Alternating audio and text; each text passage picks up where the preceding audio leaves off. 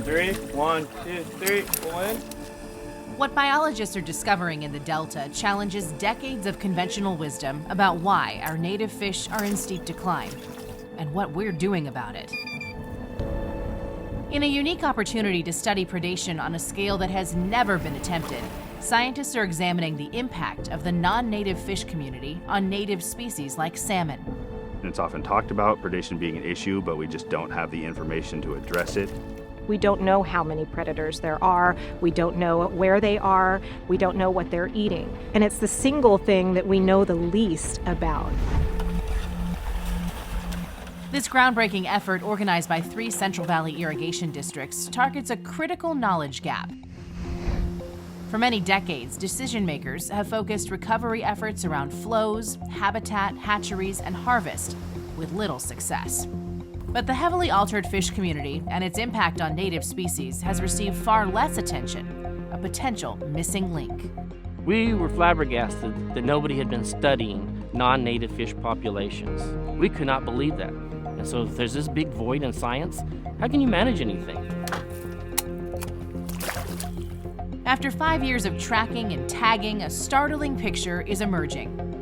In the lower San Joaquin River, non-native fish are everywhere.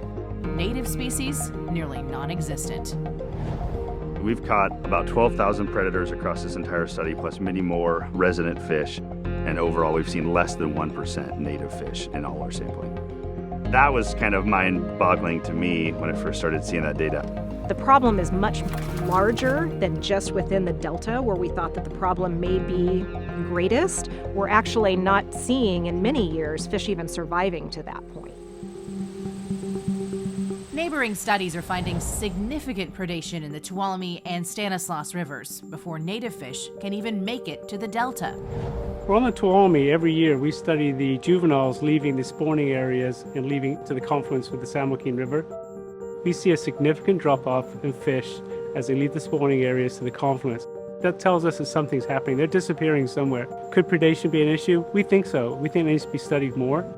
I think that people are starting to see that we need a more holistic approach to salmon. Predators are basically just waiting for them. And I think we just need to help design strategies to avoid that predation zone where we can. And that means we just have to understand the predation better.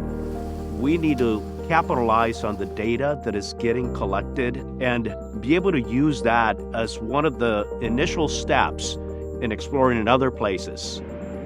In 2024, even after 2 wet winters, regulations meant to protect struggling fish populations are restricting water deliveries to cities and farms across California.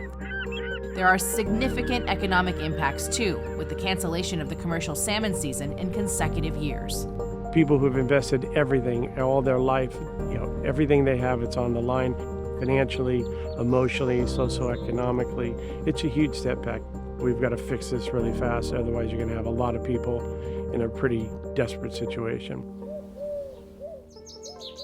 In this heavily altered ecosystem, now beginning to feel the effects of our changing climate, it will take a new approach to give our native fish a fighting chance. The more we can do to help salmon, the more we're going to be able to do to help water supplies for 40 million people in California. We've got to make decisions based on the best available science. Just find out factually what's going on, because otherwise we're going to be throwing money at the wrong place in the absence of data and information. We all want the same things. We see our salmon population is dwindling. We're not trying to say it's the only factor. We're just pointing out it is one factor. We're about 5 years into this study, and we're really just starting to scratch the surface. We need a long-term commitment. We should all feel a sense of urgency. As long as California's been around, there's been salmon. It's an iconic species of California, and so if we can't get behind saving this species or managing this species in a better way, then, you kind of wonder, what are we doing here? We just want the results for knowledge, to find out if there's another tool out there that hasn't been used that can make a difference. And if it's predation, then what are we going to do about predation?